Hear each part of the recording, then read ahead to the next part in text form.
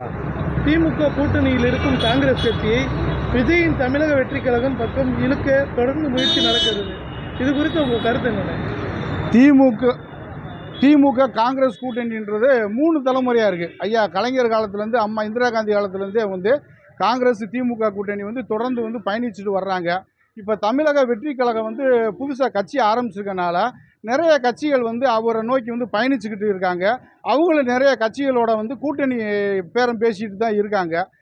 மக்களை பொறுத்தளவில் வந்து தமிழக வெற்றி கழகத்துக்கு வந்து இளைஞர்களுடைய ஆதரவு வந்து ரொம்ப அதிகமாக இருக்குது.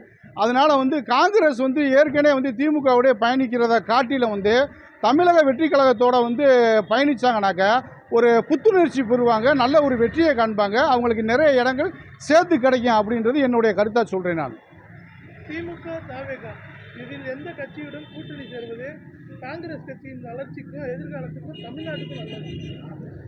திமுக தவேக இதில் எந்த கட்சியோட வந்து தமிழக வெற்றி கழகம் பயணிக்கணும் அப்படின்னாக்கா ஏற்கனவே வந்து காங்கிரஸ் வந்து திமுகவோட வந்து 3 தலைமுறையாக வந்து பயணித்து வந்துட்டாங்க. இப்போ தமிழக வெற்றி கழகம் வந்து ஒரு புது கட்சியாக வந்திருக்கு. அந்த கட்சியோடு வந்து இவங்க வந்து கூட்டணி சேர்ந்தாங்கனாக்கா திமுக கொடுக்குற சீட்டை காட்டி அவங்க வந்து அதிகமான சீட்டில் வந்து நிற்கிறதுக்கான வாய்ப்புகள் இருக்குது. அதனால் வந்து வெற்றி வாய்ப்புகள் அதிகமாக இருக்குது அப்படின்னு சொல்லி பொதுமக்கள் எல்லாருமே விரும்புகிறாங்க.